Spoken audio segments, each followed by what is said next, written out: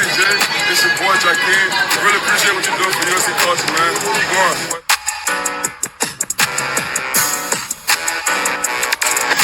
Going on, shout out USC Jayden, man. Appreciate the support.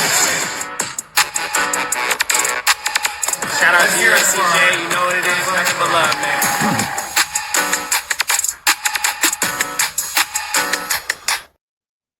Trojan Philly, what's up, man? USCJ here. It's the top of the morning. Listen, I hope everybody is getting ready to get up, get out, and make some things happen this morning. Listen, happy Tuesday to everybody. Look, it's one day closer for us to play that big time game at Illinois. And look, man, there was something that was brought to my attention, which I already knew, but I kind of forgot. Did you guys know that the Illinois game coming up this week, it's their homecoming game? Now, I don't know. You guys know that most of the time I think for the homecoming game, I could be wrong, but I think for us, I think it's Northwestern. You guys could correct me if I'm wrong in the chat, but I think it's Northwestern. But a lot of times, you guys know when you schedule these homecoming games, you schedule somebody with I guess you could say, a guaranteed win. I'm going to leave that right there. You guys can drop the comments. You guys can tell me what you think. But I found that to be very interesting to be on Illinois' homecoming game. Wow, that's all I can say.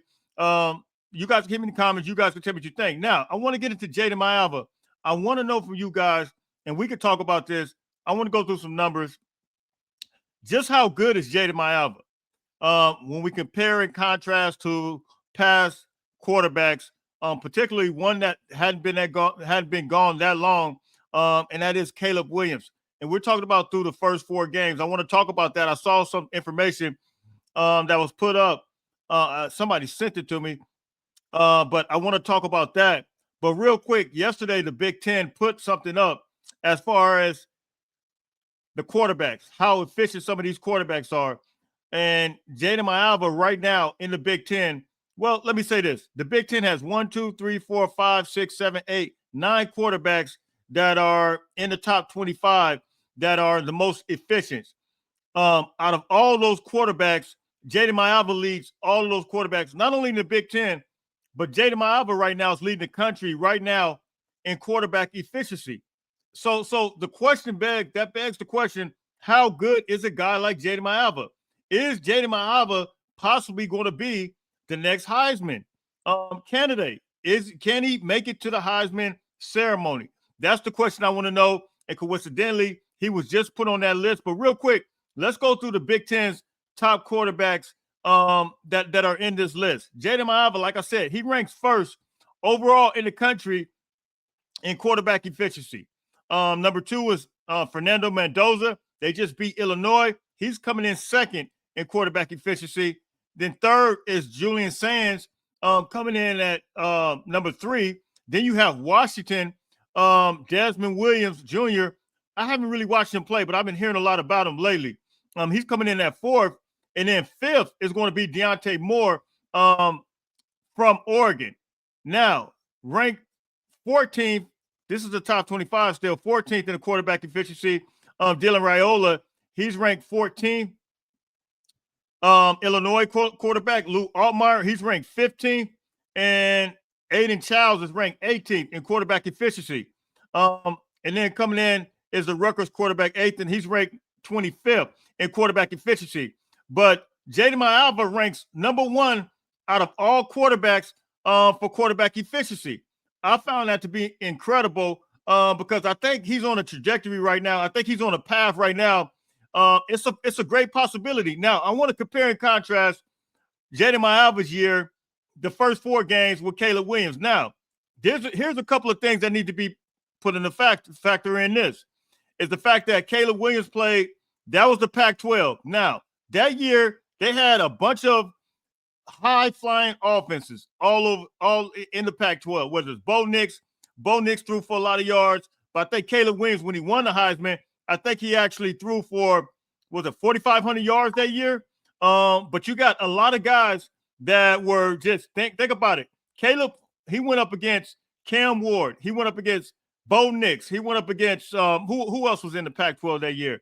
My mind is slipping me right now. But we had about 4 or 5 quarters. Oh, you had the quarterback from UCLA.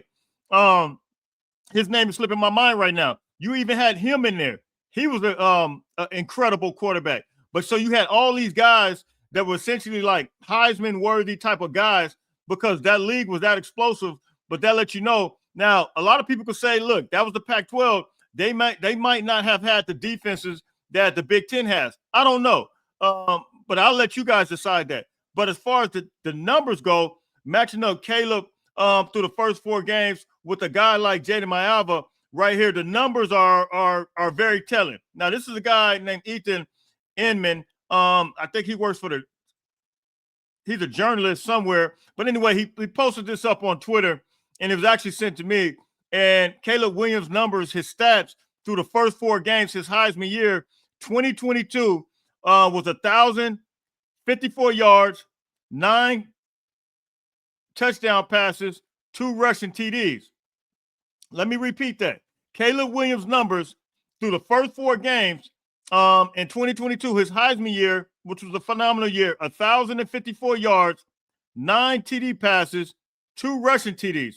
Jayden Maiava stats through the first 4 games, 2025.